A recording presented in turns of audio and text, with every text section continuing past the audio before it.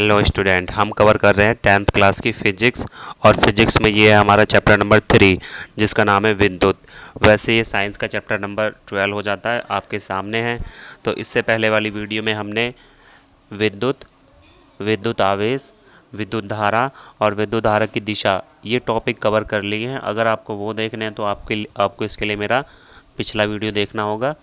ठीक है, पिछले वाले वीडियो में थोड़ा सा मैंने फ्री इलेक्ट्रॉन मॉडल यानी कि मुक्त इलेक्ट्रॉन मॉडल के बारे में भी बता दिया था, लेकिन वो कवर नहीं हो पाया था बाय मिस्टेक। तो आज हम मुक्त इलेक्ट्रॉन मॉडल को देखेंगे, समझेंगे। ठीक है, तो चलिए स्टार्ट करते हैं आज की वीडियो।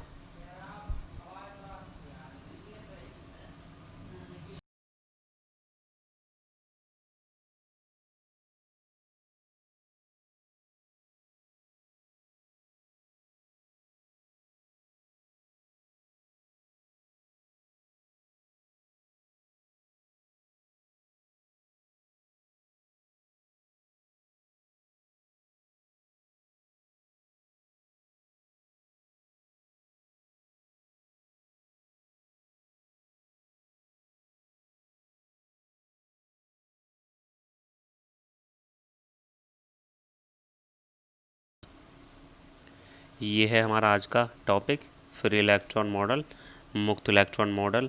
तो देखिए होता क्या है, संसार की सारी वस्तुएं परमाणु से मिलके बनती हैं। परमाणु से मिलके बनती है, ये परमाणु है। और परमाणु में क्या होता है, ये नाभिक होता है, नाभिक, नाभिक। और नाभिक में इसके चारों ओर विभिन्न कक्षाओं में इलेक्ट्रॉन घूमते रहते हैं। ये इलेक्ट्रॉन की कक्षाएं हैं, इलेक्ट्रॉन की कक्षाएं हैं ये। तो नाभिक क्या करता है, इन सभी इलेक्ट्रॉनों पे एक आकर्षण बल लगाता है, आकर्षण बल लगाता है, जिससे ये सारे के सारे इलेक्ट्रॉन बंधे रहते हैं।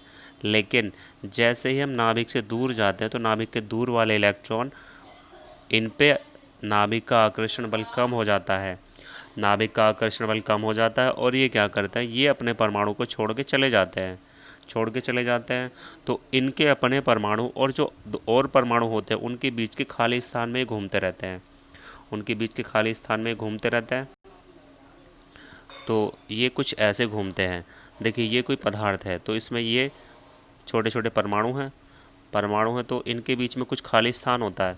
तो सपोज़ करिए यहाँ से कोई इलेक्ट्रॉन गया और ये यूँ घूमेगा, पूरे पदार्थ में घूमता रहेगा। तो इस इलेक्ट्रॉन को हम कहते हैं फ्री इलेक्ट्रॉन या मुक्त इलेक्ट्रॉन। अब धातुओं में जो विद्युत धारा या ऊष्मा का प्रवाह होता है वो इन्हीं मुक्त इलेक्ट्रॉनों के द्वारा होता है। जैसे यहाँ से आवेश मिला तो ये इलेक्ट्रॉन उस आवेश को लेके यहाँ से यहाँ तक जाएगा और इस सिरे तक दे देगा। और अगर हम इसके पास में कोई दूसरा चालक रख दें तो यही काम फिर आगे होगा और ये ऐसे ही आगे तक बढ़ता रहता है।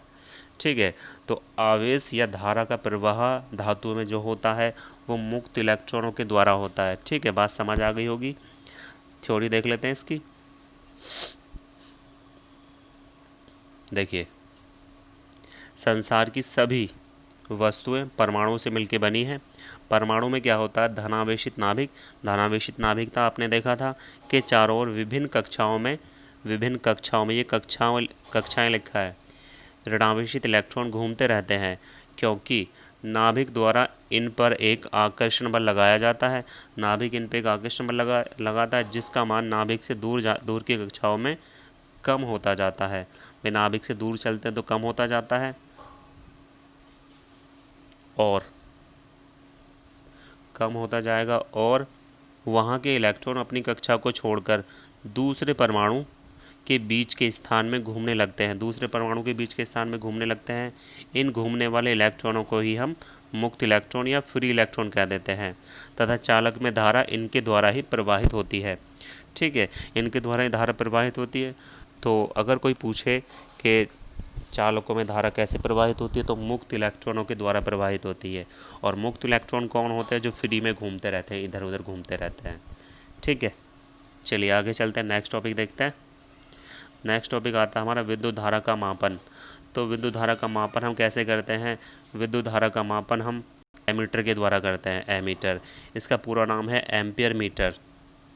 भाई मीटर यानी कि मापने वाला, और एम्पियर, एम्पियर को मापेगा। एम्पियर धारा का मात्रक है, हमने देखा